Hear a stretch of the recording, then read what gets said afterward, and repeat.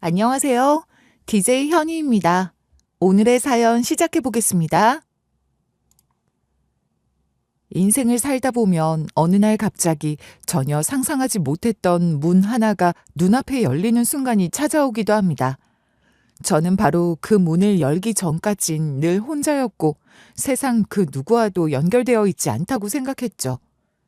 나를 지켜주는 울타리도 어깨를 내어줄 가족도 없이 살아온 사람에겐 그런 변화가 오히려 두렵게 느껴질 수도 있어요. 하지만 때로는 두렵고 무섭다 해도 용기를 내어 문을 열어야만 할 때가 있어요. 그 문을 열어야만 진실이 기다리고 있다면 말이죠. 그리고 제가 오늘 들려드리려는 이야기는 바로 그런 일에 관한 이야기입니다. 그럼 시작해 볼게요. 저는 고아로 자랐어요. 어린 시절부터 부모가 없다는 건 익숙한 일이었고 저를 키워준 곳은 시골 외곽에 있는 한 보육원이었어요. 이건 가명이긴 한데 예를 들면 햇살 보육원 이런 이름이었어요. 이름만 들으면 참 따뜻하고 포근한 곳 같죠? 햇살이 내려앉은 평화로운 들판 속에서 아이들이 웃으며 뛰어놀 것 같은 그런 이름이요. 하지만 실상은 그와는 너무도 달랐어요. 햇살이라고는 이름에만 존재했고 그곳엔 따뜻함도 안정도 보호도 없었어요. 보육원 건물은 오래된 시멘트 구조물이었고 벽면은 곳곳에 금이 가 있었어요. 벽에서 흙먼지가 떨어질 때도 있었고 창틀은 틈새마다 바람이 숭숭 들어왔죠. 겨울이면 냉기가 살을 애듯 들어와서 아이들은 서로 웅크린 채 몸을 붙이고 잠을 청했어요. 어쩌다 온수가 나오는 날은 마치 기념일처럼 특별했고 따뜻한 물로 씻는 게 마치 큰 보상이었어요. 직원들 중엔 진심으로 아이들을 아끼는 분도 계셨지만 대부분은 말 그대로 직원이었어요. 감시하고 통제하는 사람이었지 보살피고 보듬어주는 존재는 아니었죠. 아침엔 고무장갑 낀 손으로 아이들을 일으켜 세웠고 점심엔 식판을 나눠주고 밥을 먹으라는 고함이 들렸죠. 선생님, 밥 조금만 더 주시면 안 돼요? 어디서 감히 더 달래? 남겨놓은 거 없으니까 주는 대로 처먹어. 어린 년이 어디 식탐만 많아서는. 밥이 부족한 날엔 서로 눈치를 보며 한 숟가락씩 아껴 먹었어요. 늦게 온 아이는 남은 찬밥에 물을 부어 국처럼 떠먹었고 그걸 보고 웃는 아이는 아무도 없었어요. 그런 일상이 반복되던 어느 겨울, 제가 9살이었던 해였어요. 그날은 유난히도 바람이 매서웠고 저녁 식사를 마친 뒤 좁은 방 안에선 다들 담요를 뒤집어 쓴 채 몸을 웅크리고 있었어요. 전등이 꺼진 뒤에도 숨소리 하나조차 크게 내지 않으려 서로 눈치만 보고 있었고요. 그때였습니다. 코끝이 갑자기 찌릿할 정도로 매캐한 냄새가 들어오기 시작했어요. 연기 냄새였죠. 처음엔 꿈인가 싶었지만 곧 복도 쪽에서 들려오는 비명소리에 온몸이 일어났어요. 불이야, 불이야! 엄마, 불이야! 문을 열자마자 쏟아져 들어온 시커먼 연기, 숨이 막히는 냄새, 아무것도 보이지 않는 복도. 아이들은 서로를 부르며 울부짖었고 방을 빠져나가려는 순간 직원 한 명이 문틈 사이로 고개를 내밀었어요. 다들 따라와! 이쪽으로 어서! 우리는 그 사람을 향해 달려갔지만 금세 그 직원조차 연기에 휩싸였어요. 누군가는 넘어졌고 누군가는 발을 헛디뎌 비명을 질렀고 그 소리들 속에서 저는 본능적으로 문 반대편 작은 창문 쪽으로 몸을 기울였어요. 창문은 밖으로 나 있는 유일한 통로였죠. 저는 창문에 이마를 대고 밖을 봤어요. 겨우 한 명이 빠져나갈 수 있는 크기의 창이었지만 그게 전부였어요. 두려움에 떨면서도 손으로 유리를 두드리기 시작했어요. 그러나 유리는 생각보다 단단했고 제 손은 점점 붉게 물들었어요. 안 돼, 깨져야 해, 나가야 해, 살아야 해, 제발, 제발. 점점 숨이 가빠오고 뒤에서 들려오는 아이들의 울음소리가 혼란스럽게 퍼질 무렵 저는 마지막 힘을 쥐어짜 창문을 세게 내려쳤어요. 마침내 유리가 와장창 부서졌고 파편이 손등을 찢었지만 고통은 느껴지지 않았어요. 정신이 혼미한 상태에서도 저는 그 틈으로 몸을 끌어냈고 창틀에 긁히며 겨우 밖으로 빠져나왔어요. 몸이 툭 떨어진 곳은 언덕 아래였어요. 언덕 비탈을 굴러 바닥에 닿자 겨우 숨이 쉬어졌고 하늘은 불빛으로 붉게 물들어 있었어요. 그제야 실감이 났죠. 보육원이 온통 불에 타고 있다는 게. 불은 순식간에 보육원 건물을 모두 삼켜버렸고 구조대가 도착했을 땐 이미 많은 아이들이 빠져나오지 못한 상태였어요. 생존자는 저를 포함해 고작 몇 명뿐이었고 그건 제 삶의 모든 걸 갈아엎은 재난이었습니다. 그날 이후 저는 더는 같은 사람이 아니었어요. 불길을 피한 뒤에는 무연고 생존자라는 꼬리표가 붙었어요. 부모도 친척도 보호자도 없는 아이. 저 같은 아이들은 다시 다른 보호시설로 넘겨졌고 그 과정에서 이름도 바뀌었어요. 기록 정리라는 명목으로 전과 다른 신분이 만들어졌고 제 출생에 대한 정보는 희미하게 처리됐어요. 그런 식으로 제 과거는 덮이고 저는 새로운 이름과 함께 관리되기 시작했죠. 그리고 시작된 건 위탁 가정을 전전하는 삶이었어요. 첫 번째 집에서는 벽에 낙서를 했다는 이유로 하루 종일 굶어야 했고 두 번째 집에서는 고양이 밥을 훔쳐 먹었다며 꿀밤을 맞았어요. 죄송해요. 배가 고파서 그랬어요. 죄송해요. 그러게 왜 몰래 처먹어? 사람 말을 못 알아들어? 이러고 말귀를 못 알아들으니 네 부모가 널 버린 거겠지. 그 말을 듣고도 저는 아무 말도 할 수가 없었어요. 그냥 조용히 고개만 숙였어요. 말하면 더 혼날 거란 걸 알았고 어차피 변명은 변명으로 들릴 뿐이라는 것도 알았거든요. 세 번째 위탁 가정에 갔을 때는 한동안 안정되게 지내는 듯 했어요. 그 집 할머니는 제게 참 다정하셨고 좋은 분이셨거든요. 하지만 거기서도 오래 있지 못했어요. 보호자가 갑자기 병원에 입원하게 되면서 저는 다시 원점으로 돌아가야 했죠. 그렇게 매번 떠돌고 떠나야 하는 삶이 반복되면서 저는 어느 순간부터 조금씩 냉정해지고 차가워지기 시작했어요. 정을 붙이면 다시 상처받게 되니까요. 누군가에게 의지하려 하면 언젠간 반드시 버림받고야 만다는 걸 너무 어린 나이에 배워버린 거죠. 친구를 사귀는 것도 조심스러웠고 어디서든 튀지 않고 문제를 일으키지 않고 존재감 없는 사람이 되는 게 더 안전하다는 것도 알게 되었어요. 학교에서는 저는 말수가 적은 편이었고 선생님에게 지적받지 않기 위해 늘 공책을 꼼꼼히 채웠어요. 그러면서 늘 되새겼어요. 이런 삶을 반복하지 않겠다. 나는 꼭 벗어나야 한다. 나는 꼭 혼자서 살아남아야 한다. 그런 다짐이 어릴 적 제 머리맡에 자리 잡았고 그 다짐 하나로 살아왔던 것 같습니다.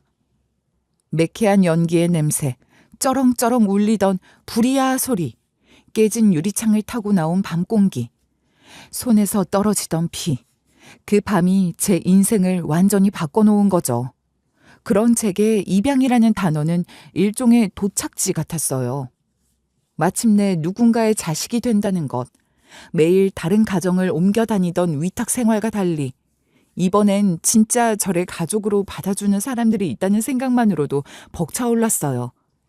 입양은 되지 않을 줄 알았던 제게도 마침내 입양의 기회가 찾아왔어요. 시설에서 함께 지내던 아이들이 하나둘 입양돼 나갔고 나이를 먹어가면서 마음이 불안하고 헛헛하던 시기였죠. 그럴 게 처음 양부모를 만났을 땐 두 사람 모두 친절했어요. 양부는 말수가 적고 차분한 사람이었고 양모는 제 손을 꼭 잡으며 웃으며 말했어요. 앞으로 여기서 우리랑 함께 살면 돼. 걱정하지 말고 불편한 건 꼭 말하고. 네, 절 선택해 주셔서 감사해요. 실망시키지 않게 꼭 잘할게요. 잘하려고 안 해도 돼. 그냥 네가 하고 싶은 대로 하면 돼. 이제 너도 우리 가족이니까. 그 말이 얼마나 따뜻하게 들렸는지 몰라요. 몇 년간의 위탁 가정을 전전하다 보면 말뿐인 환영이란 걸 알게 되지만 그땐 진심이길 바랐고 진심으로 믿고 싶었어요. 그 집엔 이미 중학생인 아들이 하나 있었는데 말수가 적긴 했지만 딱히 저를 싫어하는 것 같진 않았어요. 처음 며칠은 정말 꿈 같았어요. 제 방도 있었고 식사 때면 내 식구가 함께 둘러앉아 밥을 먹었어요. 양모는 김치찌개를 자주 끓였고 밥을 먹으며 이런저런 얘기를 나눴죠. 학교는 괜찮았어? 아직은 좀 어색하지? 네, 조금은요. 근데 괜찮아요. 그래, 적응하는 데는 시간이 좀 걸릴 거야. 급식은 어땠어? 비엔나 소세지가 나왔어요. 맛있었어요. 아휴, 요즘 애들한테 그게 그렇게 인기라더라. 다음에 반찬으로 해줘야겠네. 식사는 조용히. 그때까지만 해도 저는 그런 말투조차 특별하게 느껴졌어요. 누군가와 밥을 먹으며 식탁에서 나눈 말들이 있었던 적이 없었으니까요. 그런데 시간이 지나면서 분위기는 조금씩 바뀌기 시작했습니다. 양부는 술만 마시면 말투가 달라졌어요. 평소엔 조용하고 과묵했지만 술만 들어가면 사람이 완전히 달라졌죠. 인연은 누굴 닮아서 이렇게 싹수가 없냐? 죄송해요. 입 다물어. 내가 말하는데 말 대답을 해? 그게 아니라 그러게 이딴 걸 입양을 하니만이 지랄 연병을 해선. 양모는 그런 양부의 행동을 말리기는커녕 오히려 같이 화를 냈어요. 어느 날은 시험이 끝나고 친구들과 분식집에 들렀다가 집에 조금 늦게 들어갔는데 현관문을 여는 순간부터 공기가 싸늘하더라고요. 양모가 두 팔을 깍지 낀 채 거실 가운데 서 있었고 그 옆에 양부가 팔짱을 끼고 앉아 있었어요. 어디 갔다가 지금 들어와? 친구들이랑 떡볶이 먹고 왔어요. 시험 끝나서. 시험 끝났다고 네가 맘대로 돌아다녀도 된다는 얘기는 안 했을 텐데. 죄송해요. 문자 드릴까 했는데. 무릎 꿇어. 네? 말귀 못 알아들었어? 당장 무릎 꿇어. 그날 전 거실 한가운데 무릎 꿇고 4시간을 있었어요. 아무 말도 들리지 않았고 몸이 점점 저려왔지만 움직일 수 없었어요. 차가운 바닥에 무릎이 얼얼했고 눈앞이 핑 돌았어요. 양모는 TV를 켜고 아무렇지 않게 예능을 틀어놨고 가끔 고개를 돌려 절 흘겨봤어요. 오늘 하루 종일 일했더니 피곤하다. 근데 애 하나 교육시키는 것도 이렇게 피곤할 줄은 몰랐네. 저 나이 때에 잡아야 돼. 당신도 마음을 굳게 먹어야 한다고. 어떤 날은 밥을 먹다 흘렸다는 이유로 한겨울에 베란다나 집 밖으로 쫓겨나기도 했어요. 담요도 없이 슬리퍼 하나 신고 말이에요. 문이 딸깍하는 소리와 함께 닫혔고 그 안에서 흘러나오는 드라마 소리를 들으며 저는 베란다 바닥에 앉았어요. 몸은 떨렸고 손은 점점 감각을 잃었어요. 그리고 그런 밤은 인생에서 가장 긴 밤 중 하나였어요. 바람이 불면 베란다 창문이 달그락거렸고 그 소리조차 무섭게 느껴졌어요. 양모의 폭력은 신체적인 것보다 말의 형태로 더 많았어요. 학교에서 성적이 조금 떨어졌을 때는 이런 말을 했죠. 그래서 네 친부모가 널 버린 거야. 똑똑하면 누가 널 버려? 죄송해요. 정말 열심히 하려고 했는데. 열심히만 하면 뭐해. 결과가 엉망인데. 결과가 중요한 거야, 결과가. 어떤 날은 퇴근 후 회사에서 스트레스를 받아왔다며 온갖 짜증을 퍼부었어요. 특히 그날은 양모가 친구들과 돌리던 갯돈이 엉뚱한 사람에게 사기를 당했다는 얘기를 듣고 왔고 집에 들어서자마자 저를 향해 소리쳤어요. 넌 대체 뭐 하나 도움이 되는 게 있어? 쓸모도 없는 게 왜 이 집에 붙어 있는 건데? 그렇게 또 밖으로 쫓겨났고 그날은 정말 견딜 수 없었어요. 억울함, 서러움, 외로움, 온갖 감정이 복받쳤고 눈물이 줄줄 흐르는데도 닦을 생각도 안 들었어요. 양부모가 모두 잠든 후 저는 겨우 방에 들어가 백팩에 옷 몇 벌을 챙기고 아끼던 사진 한 장을 넣고 조용히 현관문을 열었어요. 집을 나서면서도 혹시 누가 깰까봐 겁이 났지만 무사히 빠져나왔죠. 그리고 24시간 카페를 전전하기 시작했어요. 그렇게 며칠 밤을 새우고 있을 때 카페 아르바이트생의 신고를 받은 경찰이 제게 말을 걸더군요. 학생, 지금 며칠째 여기 있었어요? 네? 네. 어디 집에 연락은 했어요? 연락할 사람 없어요. 경찰에게 이끌려간 저는 곧이어 다시 입양기관으로 이송됐고 양부모가 절 못살게 군 정황이 인정된 조사를 받은 후 보호시설로 되돌아가게 되었어요. 이번에는 다행히 따뜻한 시설이었고 선생님도 좋은 분들이었어요. 그렇게 시설에서 살다가 20살이 되던 해 저는 보호 종료 아동이라는 신분으로 시설을 떠났어요. 마치 학교 졸업식처럼 서류 한 장을 받고 짐을 챙겨 나오는 날, 기분이 묘하더라고요. 드디어 어른이 됐다는 해방감도 있었지만 이젠 정말 아무도 없는 상태라는 불안감도 동시에 밀려왔어요. 밖에 나가서 힘들다고 연락 오면 내가 다시 데려갈 수도 없어. 그러니까 너 진짜 정신 바짝 차려야 해. 네, 알겠어요. 지금부터 네가 네 인생 책임져야 해. 아무도 너 대신 안 살아줘. 알았지? 네, 혼자서도 잘 살아볼게요. 힘들면 언제든 찾아와도 된다는 거 잊지 말고. 네, 감사합니다, 원장님. 정말 감사해요. 그렇게 저는 시설을 나왔고 자립 정착금으로 받은 몇백만 원이 전 재산이었어요. 사회복지사분이 연계해준 자립지원기관을 통해 보증금 일부를 보조받았고 서울 외곽에 반지 하방 하나를 구했어요. 창문은 있지만 열어도 빛이 잘 들어오지 않았고 여름이면 습기 때문에 벽지가 들뜨곤 했어요. 그래도 제겐 그 방이 처음으로 가져본 제 공간이었어요. 누구 눈치도 보지 않아도 되는 집이며 거기서 저는 작은 싱크대와 냄비 하나로 끼니를 해결하고 겨울이면 전기장판 하나에 의지하며 지냈어요. 그렇게 독립해 처음으로 구한 일은 사무보조였어요. 정규직도 아니었고 복지도 형편없었지만 출퇴근할 수 있는 일자리를 얻었다는 사실 하나만으로도 감사했어요. 엑셀도 잘 못했고 사무실 예절도 낯설었지만 물어가며 하나하나 배워갔죠. 그 직장에서 남자친구도 만났어요. 남자친구는 저보다 2살 위였고 인턴으로 일하다가 정규직으로 전환된 사람이었어요. 업무상 마주치는 일이 많았는데 실수를 했을 때도 늘 웃으며 도와줬고 말투도 다정했죠. 나중에 알게 됐지만 남자친구도 어릴 때 아버지를 여의고 어머니 밑에서만 자랐다고 했어요.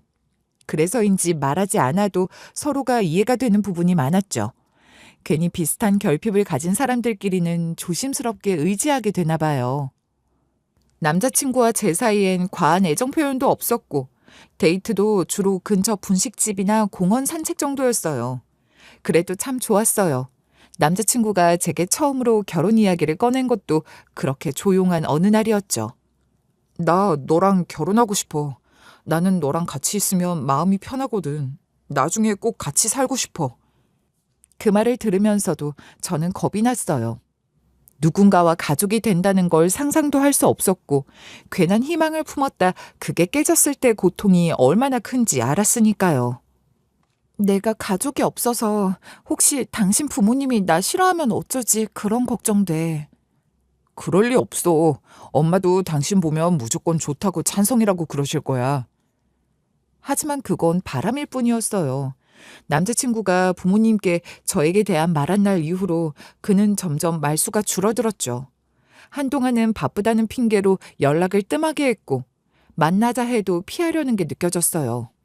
결국 어느 날 퇴근 후 공원 벤치에 앉아 이야기를 꺼냈어요. 미안해. 엄마가 너무 반대하셔. 너 혼자 자란 거 고아원 출신이란 거. 엄마는 그런 걸 되게 중요하게 생각하시더라. 미안해. 그렇게 저는 결혼 이야기까지 나눴던 남자친구와 집안 반대로 헤어졌고 슬프다기보다는 뭐랄까 그냥 허탈했어요. 고아라는 이유 하나로 제 삶이 꺾이는 걸 처음으로 또 한 번 겪었고 그 순간이 제 가슴에 칼처럼 박혔어요. 그 일 이후 처음으로 고아라는 단어가 단순한 신분이 아니라 사회적 낙인이라는 걸 알게 됐어요. 그동안은 누군가가 저를 동정하고 가엾게 여기고 돕고 싶어 한다고 생각했어요. 근데 그게 아니더라고요. 동정 뒤엔 경계가 있었고 연민 뒤엔 거리감이 있었어요. 누군가는 제가 불쌍하다고 말하면서도 정작 자신의 삶에 제가 들어오는 건 원하지 않았죠. 그때부터 저는 세상이 날 어떻게 바라보는지를 알게 됐어요. 보호 종료 아동, 무연고자, 고아. 이 단어들은 사람들의 눈엔 단순한 정보처럼 보이지만 실은 낙인 같았어요. 어느 순간부터 내 진짜 이름은 뭐였을까? 진짜 생일은 언제였을까? 부모는 어떤 사람이었고 왜 나를 남겼을까? 그런 궁금증이 자꾸만 머릿속에 맴돌았어요. 잊고 살려고 해도 나라는 사람의 시작이 모호하다는 사실은 도무지 떨쳐낼 수 없었어요. 그래서 저는 구청에 찾아갔죠. 어릴 적 지냈던 보육원 이름을 기억하고 있었기에 담당자에게 모든 걸 설명했죠. 햇살 보육원이요. 9살 무렵 화재가 있었어요.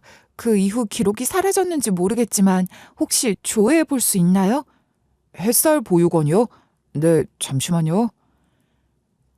한참을 컴퓨터 앞에서 무언가를 조회하던 담당자는 고개를 갸웃했어요. 이상하네요. 이런 기관명이 조회가 안 돼요. 혹시 폐쇄된 기관일 가능성은요? 그럴 수도 있어요. 불이 났으니까요. 근데 기록이 하나도 없을 수는 없잖아요. 입소 기록이나 당시 직원 이름이라도. 예전엔 지금처럼 전산 시스템이 정비되어 있지 않아서 폐쇄된 시설 중엔 문서로도 남아있지 않은 곳이 많아요. 혹시 원장 이름이나 주소 기억나는 거 있으세요? 네, 주소랑 원장 이름도 기억나요. 그럼 보존문서 보관소에 한번 조회 요청 넣어볼게요. 그렇게 한 달이 넘는 시간이 지났고 저는 보관소를 직접 찾아가 확인했어요. 하지만 돌아온 건 해당 기록 없음, 보육원 명칭 및 운영기간 관련 자료 유실됨이라는 한 장의 확인서였어요. 화재로 인해 기록이 모두 사라졌을 가능성이 크다고 했고 혹여 남아있을 만한 단서도 이미 폐기되었을 수도 있다고 했어요. 그날 확인서를 들고 나오는 길에 내가 정말 존재했던 흔적조차 남지 않은 태어난 기록도 자란 기록도 그 어떤 곳도 없는 사람이라는 걸 다시금 확인했죠. 그 뒤로 저는 과거를 찾는 걸 포기했어요. 더는 제 뿌리를 좇지 않기로 했어요.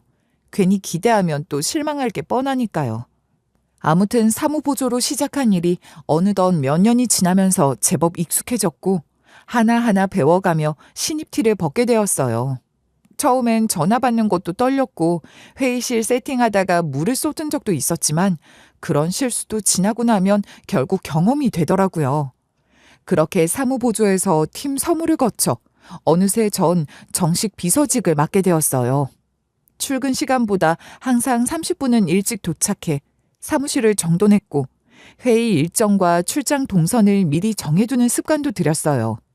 이력서엔 따로 적진 않았지만 저만의 비서 노트를 만들어 매일 복기하고 메일이나 문서에 실수하지 않도록 여러 번 검토했죠.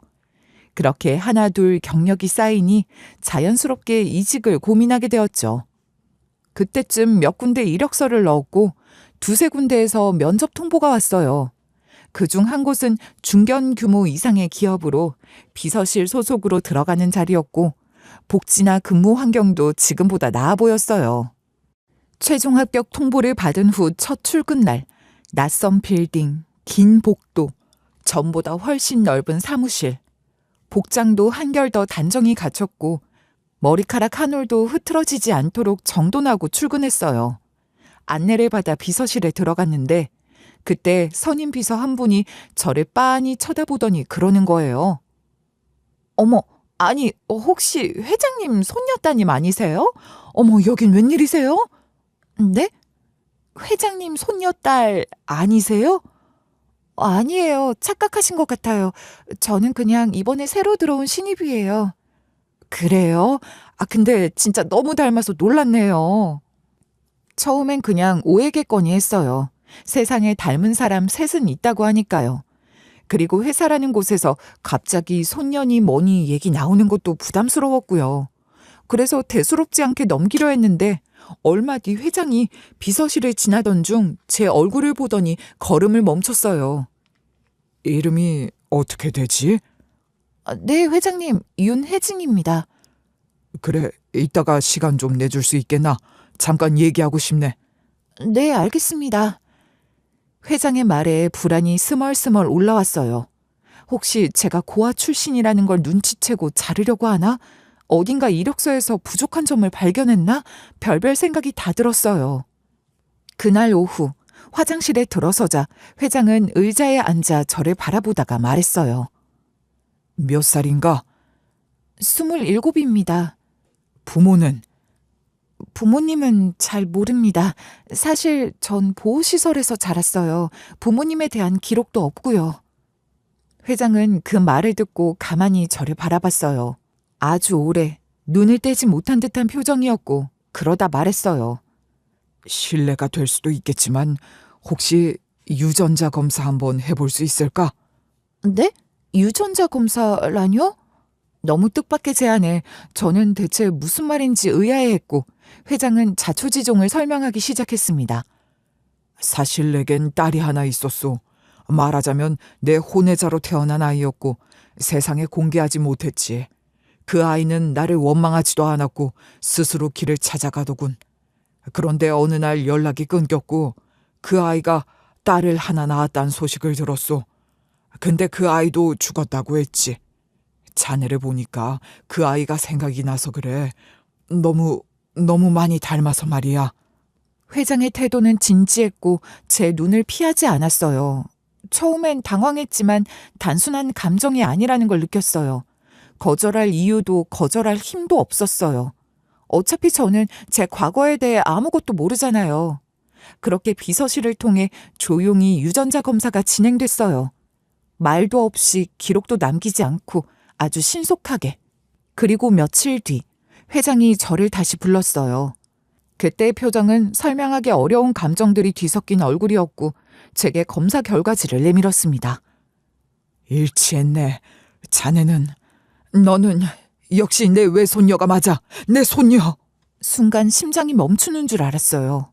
모든 소리가 멀어졌고 숨이 턱 막혔어요. 그리고 본 결과값엔 99.999%라는 값이 떠 있더군요. 대체 이게 무슨 일인가 하고 정신을 차리는 데까지 한참이 걸렸고 그렇게 저는 그날 저의 출생에 대한 모든 걸 듣게 되었어요. 내게는 실은 아내 말고 따로 만나던 여자가 있었다. 정식으로 결혼하진 못했지만 진심으로 사랑했던 사람이었어. 그리고 그 여자가 낳은 딸이 네 엄마야. 그러니까 그 사람은 네 외할머니가 되는 셈이지. 네? 그러면... 그 여자는 내게 알리지도 않고 혼자 아이를 낳았고 그렇게 혼자 낳은 아이가 네 엄마야. 나는 그 사실을 너무 늦게 알았어. 그 여인은 이미 세상을 떠난 뒤였고 남은 건 딸 하나뿐이라는 말만 들었지. 그게 제 엄마였다고요? 그래. 그래서 딸의 흔적을 찾기 시작했어. 어렵게 네 엄마의 기록을 따라가다 결국 그 아이도 죽었다는 걸 알게 됐다. 그 후 기록을 추적해 보육원까지는 도달했는데 그 무렵 그곳에서 큰 화재가 났다는 연락을 받았지. 아이들이 거의 다 사망했다고 했고 네 이름은 사망자 명단에도 없었지만 기록이 너무 부실해서 결국 찾을 수가 없었어. 그럼 그 뒤론 절 찾지 못했고요? 그랬다. 나는 네가 그때 죽은 줄로만 알았다. 살아있을 거라고는 상상도 못했어. 그런데 이렇게 눈앞에 나타나다니. 그 말에 도무지 무슨 말을 해야 할지 모르겠더군요. 기뻤다기보단 혼란스러웠고 모든 감정이 한꺼번에 밀려오는 느낌이었어요. 내가 누군지 내 뿌리가 어딘지 알고 싶다는 생각은 늘 있었지만 이렇게 갑작스럽게 그 해답이 눈앞에 던져질 줄은 몰랐으니까요. 그렇게 전혀 상상조차 못했던 사실을 알게 된 후 몇 날 며칠을 복잡한 머리를 부여잡고 혼란스러운 마음을 달래던 어느 날 회장이 조용히 저를 불러 말했어요. 네가 내 외손녀라는 건 확실해졌지. 그런데 말이야, 뭔가 이상하다는 생각이 머리를 떠나지 않는구나. 어떤 게요? 그 보육원 말이야. 그곳까지 추적했던 게 내 기억엔 분명하거든. 마지막으로 연락이 닿았던 보육원. 근데 그 이후에 사라졌어. 완전히. 6, 70년대도 아니고 어떻게 이 시대에 그런 일이 있을 수 있냔 말이야. 저도 그 부분 때문에 오래 고민했어요. 기록이 하나도 없다고 하니까. 하지만 어쩔 수 없는 일이고 그냥 행정실수일 거라고 생각했죠. 아니야. 단순한 실수가 아니야. 그럼 다른 뭔가가 있다는 말씀이세요? 그 보육원, 그리고 너, 네 어머니 모두가 동시에 기록에서 사라졌다는 게 나는 이해가 안 된다. 그래서 사람을 써서 다시 조사하게 했다. 그때 나와 함께 일했던 복지재단 실무 책임자와도 연락이 닿았고. 그 말이 끝나자마자 회장은 사무국장에게 전화를 걸었고 며칠 뒤 그는 두툼한 서류철 하나를 제 앞에 꺼내놓았어요. 거기엔 제가 태어나고 보육원에 들어가게 된 시점부터 보호시설 이송, 입소 기록, 후원 내역, 시설 내부 행정 기록 등 수많은 문서들이 조각처럼 담겨 있었어요. 그런데 이상하게 제 이름이 그 안에선 점점 흐려지기 시작했어요. 확실한 입소 기록이 있어야 할 시점부터 기록이 누락되기 시작했고, 갑자기 다른 이름으로 전환되거나 기록 없음으로 처리된 항목들이 늘어났어요. 여기 왜 제 이름이 없어요? 여기 있어야 하는 시기인데. 그래서 저희도 이상하다고 판단했죠.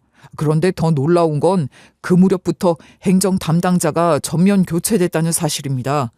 실무자, 보육원 운영위원, 심지어 당시 담당 공무원까지요. 그리고 그 시점이 언제인지 아나? 내가 바로 유언장 초안을 처음 작성하겠다고 한 시점이야. 유언장이요? 그 말에 저는 숨이 멎는 줄 알았습니다. 그러니까 당시 회장은 자신의 유산 일부를 숨겨진 딸과 손녀에게 남기려는 계획을 갖고 있었고, 그 계획이 회장의 가족 중 누군가에게 전해졌을 가능성이 있다는 말이었어요. 다음 날 회장은 조용히 아주 차분한 말투로 이어 말했습니다. 지금부터 내가 하는 말을 잘 들어야 한다. 내 친아들, 즉 너에겐 외삼촌 되는 그놈이 그 시점에 복지재단 인사에 손을 댄 정황이 드러났어. 그놈이 내 딸, 네 어머니에 대한 기록을 없애려 한 거야. 그리고 너도 마찬가지고. 잠깐만요. 지금 그 사람이 제 존재를 지우려고 했다는 거예요? 그래, 네 존재가 밝혀지는 순간 내 유언장의 구조가 달라질 걸 알고 있었겠지. 그래서 보육원 입소 기록부터 보호 대상자 서류까지 싹 다 없애버린 거야. 저를요? 저를 왜요? 모든 이유는 언제나 돈이지. 유산이 내게 갈까봐. 그 순간 제 머릿속은 하얘졌습니다. 믿고 싶지 않았어요. 제가 이 세상에서 완전히 사라져야 했던 이유가 그 망할 놈의 돈, 그 망할 놈의 유산 때문이었다는 사실이 마음으로 받아들여지지 않았어요. 며칠 후 회장은 비서실을 통해 다시 자료를 정리했고, 이번엔 회장 명의로 운영되던 비공식 재산 목록을 점검하기 시작했어요. 주로 해외법인 계좌, 차명 계좌, 고정자산 등이었고, 그중 일부가 이미 부회장 명의로 변경되거나 회장 몰래 거래된 정황이 드러났죠. 그놈이 차명 계좌를 돌려가며 회사 자금을 빼돌렸더군. 내가 미국에 두고 온 법인 계좌까지 건드렸어. 이건 단순히 너를 지우기 위해 벌인 일이 아니야. 내 모든 걸 가져가려 한 거지. 회장님, 이건 횡령입니다. 아드님이지만 분명히 조치하셔야 합니다. 횡령? 아니, 그 이상이야. 권력 전복 시도지. 그분은 이미 유언장 변경 사실을 알고 있었고, 회장님이 비공식적으로 따님에게 일정 지분을 넘기려 했다는 것도 파악했던 것 같습니다. 그래서 사전에 모든 걸 차단하려고. 그러니까 제가 위협이 됐던 거군요. 제가 살아있다는 사실만으로도 그 사람 계획은 모두 무너지는 거니까요. 믿기 어려운 진실들이 하나씩 드러날 때마다 차라리 몰랐으면 하는 생각도 들었어요. 내 삶이 이렇게까지 누군가의 이해관계에 의해 움직였다는 사실이 너무 끔찍했고, 나는 평생 내 존재 이유조차 모르고 살아왔는데 누군가는 그걸 설계하고 계산하고 있었다는 사실에 화를 참을 수가 없었으니까요. 그날 밤 저는 회장과 단 둘이 다시 대화를 나눴어요. 커다란 창 앞에 앉아있던 회장이 저를 향해 말했어요. 무섭겠지만 앞으로 더 무서운 일들이 생길 수 있어. 자네가 이 사실을 알고 있다는 것만으로도 저 사람들에겐 위협이니까. 그럼 어떻게 해야 해요? 조용히 준비해야지. 법적으로 확실한 보호를 받게 만들고 모든 증거를 확보한 후에야 움직일 수 있어. 감정적으로 움직이면 너만 다쳐. 저는 차마 말을 잇지 못했어요. 입술을 꽉 깨물었고 눈물이 눈가에 맺혔지만 흘리진 않았어요. 눈물을 어떻게든 참으려 애썼죠. 이제 내가 네 곁에 있어. 절대 다시는 그런 일을 허락하지 않을 거야. 약속하마. 그 말은 저를 울게 했어요. 누구도 제 곁에 있어준 적이 없었고, 누구도 이렇게 진심으로 손을 잡아준 적 없었거든요. 그날 저는 처음으로 그분을 할아버지라고 속으로 불러봤어요. 아주 조심스럽게. 할아버지는 그날 이후 곧장 비서실장, 법무팀장, 회계감사팀장을 따로 불렀어요. 외부에는 회사와 계열사 자산 점검을 위한 연례 프로세스라 공지했지만 내부적으로는 비공식 조사팀을 꾸려 부회장, 그러니까 외삼촌이라는 인간이 수년간 조용히 벌여온 비리들을 추적하게 된 거였어요. 저 역시 비서직으로서 그 회의들에 직접 배석할 수 있었고 매일 들어오는 보고서들을 가장 먼저 확인할 수 있었죠. 조사팀은 철저했어요. 할아버지께서 직접 지시한 사안인 만큼 단순히 숫자만 들여다보는 회계 점검이 아니라 계열사 흐름과 문서 결제 라인을 모두 원점에서 다시 추적했어요. 실무 데이터부터 회장 직속 문서, 내부 보고만까지 통째로 스캔하고 분석한 끝에 예상보다 더 충격적인 사실들이 속속 드러났어요. 첫 번째로 발견된 건 위조된 내부 승인서였어요. 회장의 직인이 찍혀 있었지만 사용된 인장은 오래전에 회장실에서 폐기된 것이었고 결제일 역시 회장이 해외 출장이었던 시점과 겹쳐 있었어요. 즉 누군가가 회장의 결제 권한을 가장해 문서를 통과시켰다는 말이었고 그 서류는 복지재단 산하 기부금 지급 승인서였죠. 회계감사팀장은 분개한 얼굴로 서류를 들고 들어왔어요. 회장님, 이 문서는 명백한 사문서 위조입니다. 직인이 폐기된 인장과 일치합니다. 그리고 여기 이중장부입니다. 이중장부?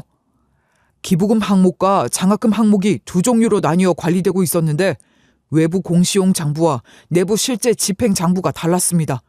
그리고 실제로 기부금 명목으로 송금된 금액 중 일부는 이 사람 부회장의 측근 명의 계좌로 들어갔습니다. 계좌 추적에 들어간 상태입니다. 측근이요? 누군데요? 전무이사 장성태입니다. 본인 명의 외에도 가족 명의 차명 계좌 3개가 확인됐습니다. 그뿐만이 아니었어요. 해외 계열사 감사 과정에서는 존재조차 몰랐던 페이퍼 컴퍼니 3곳이 발견됐고 그중 2곳은 회장의 비공식 자산이 담긴 계좌 명의가 어느 순간부터 부회장으로 변경돼 있었어요. 비서실장이 직접 회장에게 보고하던 날 회장은 서류를 집어던지며 소리쳤어요. 이건 그냥 횡령이 아니라 반역이야. 내가 병원에 입원해 있던 그 시기에 자식이란 놈이 내 돈을 갈취해 간 거잖아. 법무팀장은 바로 움직였어요. 변호인단과 함께 법적 검토를 거쳐 회장이 직권으로 부회장을 해임하고 고발할 수 있는 명확한 법적 근거들을 조항별로 정리해 제출했죠. 그 보고서를 받자 회장은 곧바로 이사회 소집을 지시했어요. 긴급 이사회 소집해. 이번 주 금요일 오전 10시. 사안이 중대한 만큼 전원 참석하라고 하고 물론 부회장도 포함해서. 그 주 금요일, 이사회 당일. 분위기는 그야말로 팽팽했어요. 회장실 앞 복도는 아침부터 긴장감이 가득했고 회장실 안은 준비된 자료들이 가득 놓여 있었어요. 그런데 이사회 시작 1시간 전 부회장이 예고도 없이 화장실로 들어왔어요. 문이 열리자마자 바닥에 무릎을 꿇었고 눈에 눈물까지 글썽이며 말했어요. 아버지, 제가 잘못했습니다. 정말 잠깐의 욕심이었어요. 용서해 주세요, 아버지. 일어서라. 지금 이게 어디라고 무릎을 꿇어? 한 번만 용서해 주세요. 전부 다 원상복구하겠습니다. 제가 책임지고. 20년이 넘게 이놈은 그 시간 동안 야금야금 내 옆에 붙어서 조금씩 자리를 넓혀왔어. 직인 위조, 재단 자금 유용, 차명 계좌로 내 돈을 빼돌린 것까지. 그런 놈이 어디서 감히 용서를 우는애. 정말 잘못했어요. 진심으로. 아버지, 저는. 넌 이제 내 아들이 아니다. 넌 내 딸을, 내 손녀를 세상에서 지운 놈이야. 그 순간 회장은 몸을 떨며 부회장의 손을 뿌리쳤어요. 그가 무릎을 꿇은 채 그대로 회장실에서 쫓겨나는 모습을 저는 복도에서 지켜봤어요. 두 눈을 질끈 감은 회장의 모습이 오래도록 잊히지 않았습니다. 그날 이사회는 전원 만장일치로 부회장의 직무를 즉시 해제하기로 결의했고 당일 오후 모든 사내 권한은 회수됐어요. 부회장은 더 이상 출입증조차 들고 있지 못했고 그 자리에서 바로 퇴출됐죠. 그 다음 절차는 법적 대응이었어요. 회계감사팀과 법무팀이 수집한 모든 자료를 바탕으로 형사고발이 이뤄졌고 검찰은 신속하게 수사에 착수했어요. 부회장은 사문서 위조, 특정 경제범죄 가중처벌법상 배임 및 횡령 혐의로 기소됐고 법원은 도주 우려 및 증거인멸 가능성을 이유로 구속영장을 발부했어요. 그의 재판은 많은 업계 사람들의 관심을 끌었어요. 회장 일가의 내부 분쟁, 재단 횡령, 고아 기록 은폐, 회사 자산 유용이라는 중대 사안들이 모두 얽혀 있었으니까요. 법원은 최종적으로 부회장에게 징역 6년을 선고했고 재산 환수 명령과 함께 손해배상 판결도 내려졌어요. 함께 연루된 이들도 책임을 피하지 못했죠. 복지재단 실장은 보호기록 조작 및 보관자료 무단 폐기 혐의로 집행유예 2년을 선고받았고 회계팀장은 이중장부 운영과 공모 횡령 혐의로 벌금형과 별도 민사청구 대상이 되었어요. 재무이사는 직무기록 삭제 혐의로 금융감독원에 고발되었고 금융거래법 위반 혐의로 추가 조사를 받게 되었죠. 이사회 이후 1년의 조사와 조치들이 일단락된 어느 날 할아버지는 저를 부르셨어요. 너희 엄마한테 해주지 못한 게 너무 많다. 그게 평생 내 발목을 잡았고 죄책감이라는 말론 다 설명할 수 없는 감정이었지. 할아버지는 눈물을 보이셨고 저는 처음으로 그분의 인간적인 모습을 본 것 같았어요. 사업가로서, 회장으로서 완벽했던 사람이 이렇게까지 작아져 있는 걸 보니 마음이 먹먹해지더군요. 이제 와서 무슨 할 말이 있겠냐 싶지만 그래도 너한테만은 다르게 해보고 싶다. 부담스러울 수 있다는 것도 알아. 갑자기 가족이란 이름으로 다가가는 게 얼마나 어색할지도 알고. 괜찮아요. 저도 아직 익숙하진 않지만 싫진 않아요. 그렇다면 내게 기회를 다오. 그 여인에게 또 내 딸한테 못해준 그 일들 내게라도 조금씩 해보고 싶다. 뒤늦은 하레비 노릇이라도 할 기회를 다오. 그 표현이 제 가슴을 찔렀어요. 하레비 노릇이라는 말, 무겁지도 거창하지도 않은 그 말이 왜 그렇게 따뜻하게 들렸는지 몰라요. 비서직에서 물러난 저는 할아버지께 마련해준 회사 내 독립부서로 자리를 옮기게 되었어요. 회장 권한으로 신설된 사회공헌실 산하특별부서였고 저에겐 완전한 자율이 주어졌어요. 담당 분야는 아동복지였고 특히 보호시설과 그룹홈 그리고 그 바깥의 사각지대들을 들여다보는 것이 주된 임무였어요. 그러니까 쉽게 말해 제가 살아온 환경을 직접 들여다보고 제 눈으로 확인하며 그 환경을 변화시킬 감사한 기회를 얻은 셈이었죠. 프로젝트의 첫 출발은 전국 각지의 보호시설들을 직접 방문하는 일이었어요. 책상 앞에 앉아 리포트를 들여다보는 것이 아니라 실제 현장에 발을 디디고 아이들의 눈을 마주하는 것부터 시작했죠. 버스를 갈아타고 때론 렌터카를 빌려 외진 마을까지 찾아가며 노후화된 시설의 벽을 손으로 짚어봤고 교대 근무에 지친 생활 지도사들의 고충도 들었어요. 어느 시설에선 낡은 전기 히터를 아이들끼리 돌려 쓴다는 얘기를 들었고 또 다른 곳에선 간식비조차 빠듯해 라면을 반 개씩 나눠 먹는다는 이야기에 멍해졌어요. 기록에 남지 않는 아이들의 하루하루, 통계로는 절대 드러나지 않는 이야기들이 제 귀에 들어왔고 그날 밤마다 저는 무겁고 날선 메모들을 노트에 끄적였어요. 시설 내부 벽 균열, 난방 취약, 샤워실 온수 고장, 아동수 대비 지도사 인력 부족, 심리상담 횟수 0, 최근 3개월간 단 한 차례도 외부 심리치료 없음. 그 노트가 2권, 3권으로 늘어갈수록 제 안에서 어떤 분노와 정의감 같은 게 자라났어요. 이 아이들은 아무 잘못도 없는데 왜 세상의 가장 끝에 밀려 있어야 하는지. 저는 돌아오는 길마다 이마에 힘을 주고 기획서를 썼어요. 지역별 상황을 항목별로 분류하고 필요한 예산을 추산해 첨부했죠. 결제선에는 처음으로 제 이름 석자가 정식으로 박혔고 결제 상신서 오른쪽 아래엔 제 서명이 올라갔어요. 프로젝트가 본격적으로 움직이자 회사 내부에서도 이 조직에 대한 관심이 높아졌어요. 하지만 동시에 시선도 곱지만은 않았어요. 누군가의 추천으로 갑자기 들어온 것처럼 보였고 제가 할아버지와 연관됐다는 걸 짐작이라도 한 듯 몇몇 직원들은 은근한 뒷말들을 했어요. 그 사람 있잖아. 사회공헌실 아래 새로 생긴 부서에서 일하는. 아, 그 젊은 여자? 얼굴 한번 본 적이 있는데 회장님이 직접 데려왔다며? 누가 봐도 비선이지. 그러게 실력은 있는 건지. 그런 말들이 제 귀에 들어왔지만 저는 웃으며 넘겼어요. 굳이 해명하지 않아도 될 만큼 저는 제 자리를 스스로 지키고 있었고 제가 만든 기획서 하나하나가 예산을 승인받아 실제로 시설에 도움을 주는 걸 직접 확인하면서 자존감은 더 단단해졌어요. 그 시간 동안 할아버지는 종종 점심이나 퇴근 무렵 저를 조용히 부르곤 했어요. 처음엔 딱딱하고 어색했지만 어느새 대화는 조금씩 길어졌고 익숙해졌고 그분의 눈가 주름도 말끝의 망설임도 이제는 익숙하게 느껴졌어요. 오늘은 어디 다녀왔니? 전북 완주 쪽 보호소요. 여기는 아예 독립생활 준비 자체가 안 되고 있었어요. 아이들이 고3 졸업만 하면 그냥 방 한 칸 얻어 던져지고 끝이더라고요. 그렇게나 체계가 없단 말이니? 네, 퇴소하면 정부 지원 끊기고 연결망도 없어요. 기초 정보조차 관리가 안 돼요. 그래서 따로 퇴소자 네트워크 구축안도 준비하고 있어요. 그래, 그렇게 해보자.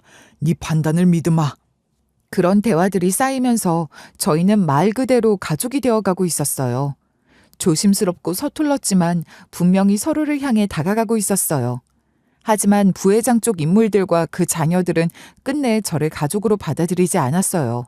그 가족들은 절 향해 막말을 내뱉기도 했죠. 도대체 어디서 굴러먹다 온 게 감히 기어들어와서 여길 차지하고 있어? 너 주제 파악 똑바로 해. 회장님 눈에 들었다고 우리가 널 가족으로 받아줄 일은 없으니까. 처음엔 그런 말들이 상처였어요. 나만 왜 이런 일을 겪게 되었는지 억울하기도 했고 분하고 외롭기도 했어요. 하지만 곧 알게 되었어요. 그들이 저를 부정한다고 해서 제가 사라지는 건 아니라는 걸요. 저는 이미 제가 누구인지 알고 있었고 지금 제가 하고 있는 일의 의미를 누구보다 정확히 알고 있었어요. 무연고자로 태어나 별별 서름을 다 겪으며 살아온 저에게 지금 이 삶은 말 그대로 기적이었어요.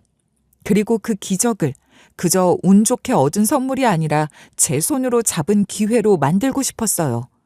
더 이상 누구에게 휘둘리지도 않고 제 자리를 스스로 만들며 살아가고 싶었어요. 그게 제가 할아버지와 맺은 약속이기도 했고 제 스스로와 한 다짐이기도 했어요. 이제는 누구의 보호를 받는 존재가 아니라 누군가의 하루를 바꿀 수 있는 사람이 되고 싶었어요. 그리고 저는 그렇게 조금씩 하루하루 제 존재를 증명해 나가고 있습니다. 저는 고아였고 무연고였고 버려졌던 사람이었지만 이제는 누군가에게 손님일 수 있는 사람이 되었어요. 할아버지의 진심 어린 손길을 받아들인 것처럼 이제 저도 누군가에게 그런 손이 되어주고 싶어요. 세상엔 여전히 보이지 않는 곳에서 상처받고 있는 사람이 많아요. 그들에게도 언젠가는 이처럼 뜻밖의 문 하나가 열리기를, 그 문 너머엔 따뜻한 사람이 기다리고 있기를 간절히 바랍니다. 그리고 제 노력이 그 아이들의 미래를 밝히는데 조금이라도 더 기여할 수 있도록 저는 최선을 다해 살아갈 거예요. 그럼 오늘 제 이야기를 끝까지 들어주셔서 정말 감사합니다.